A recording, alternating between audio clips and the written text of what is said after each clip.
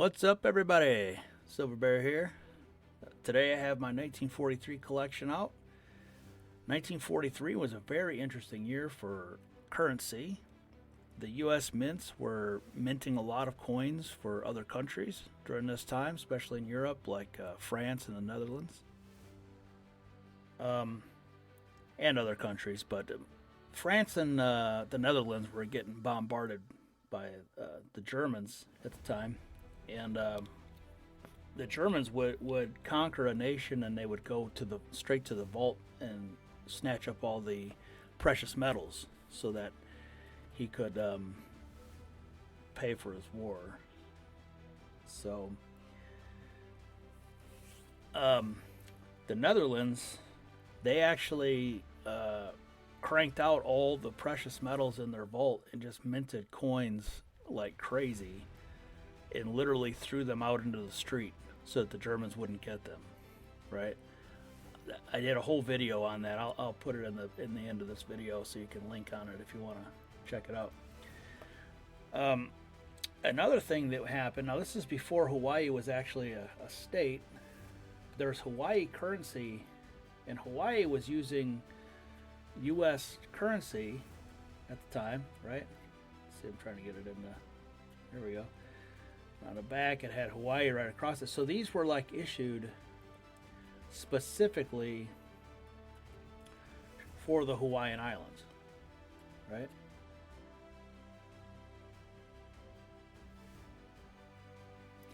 So these were minted specifically for the Hawaiian Islands, so that if the Japanese took it over, they wouldn't have access to U.S. currency.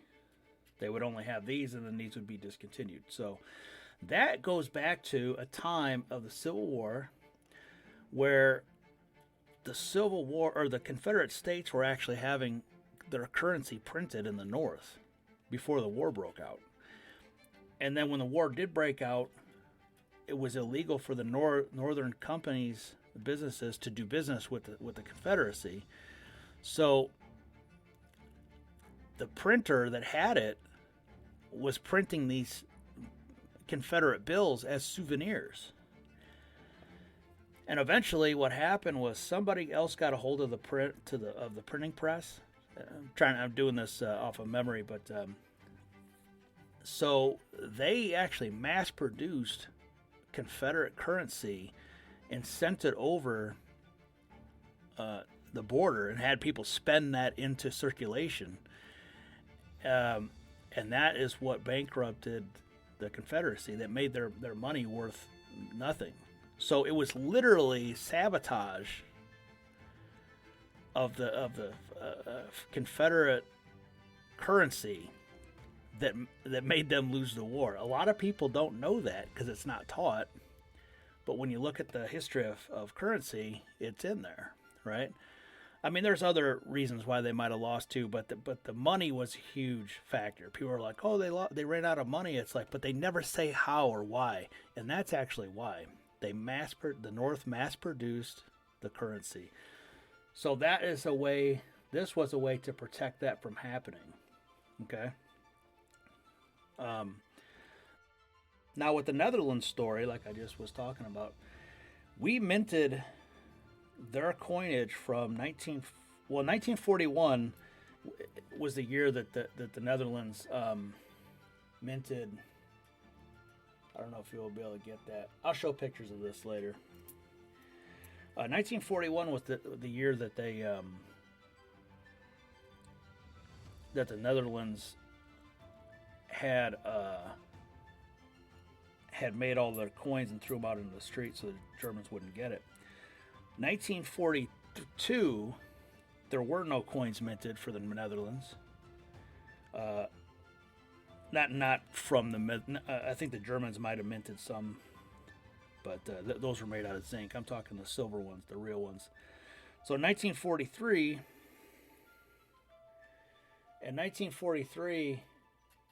the United States minted the silver Netherlands coins at the Philadelphia Mint.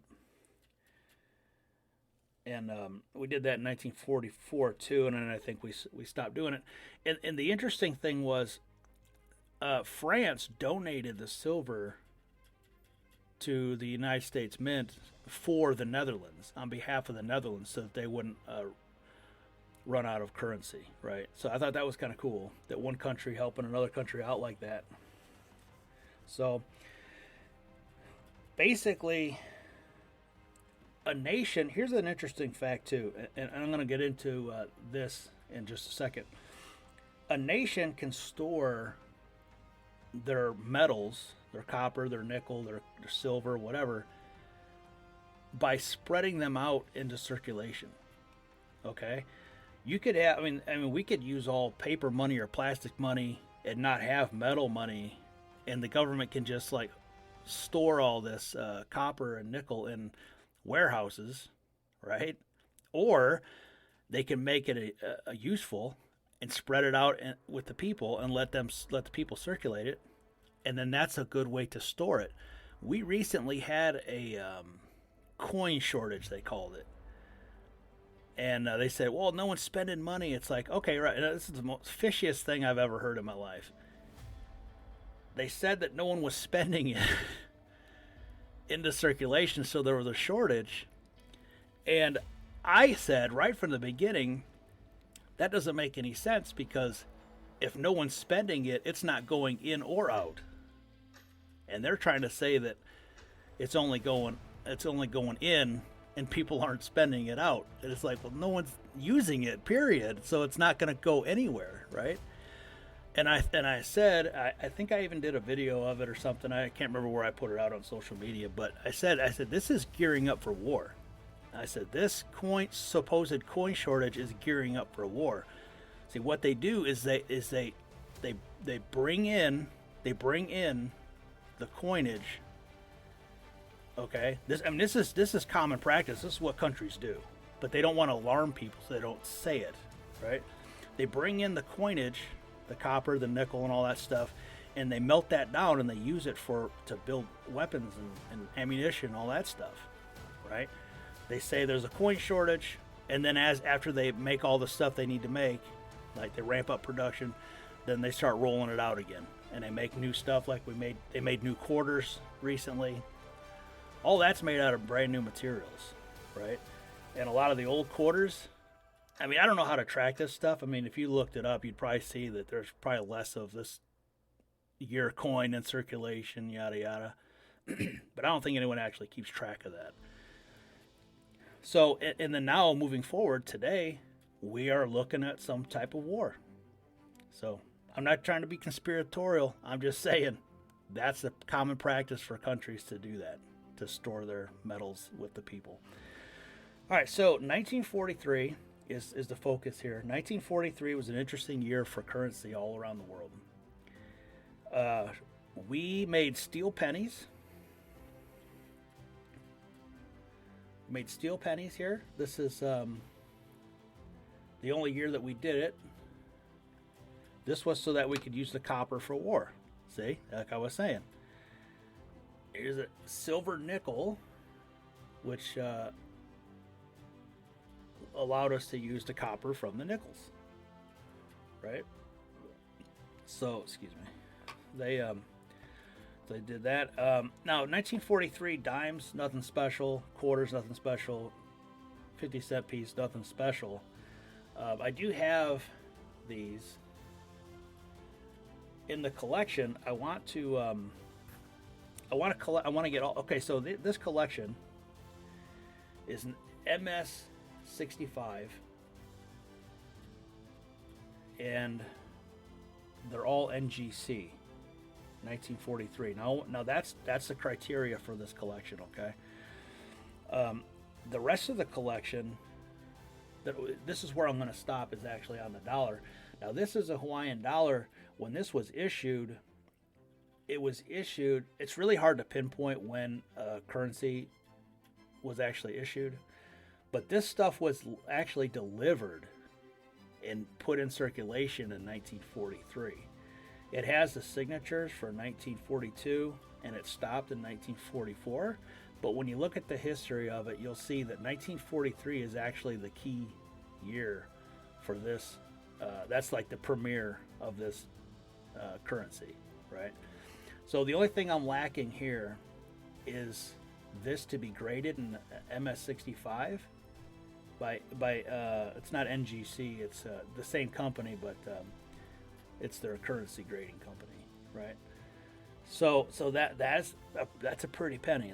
They're not cheap. So that's part of the collection. It's going to take me a little while to get that.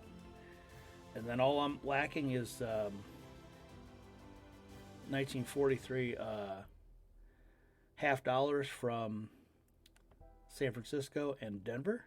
And the same with the quarters, the Denver and San Francisco quarter. And that's all I'm lacking, and I'll have finished my collection. So let me know what you think of this collection. 1943, interesting year for currency. So I'm just going to try to collect as much 1943 stuff as I can, including foreign stuff that we minted for other countries. So, all right, thanks for watching. I hope you enjoyed it. I'll link the other interesting videos at the end of this, and I'll see y'all later. Bye.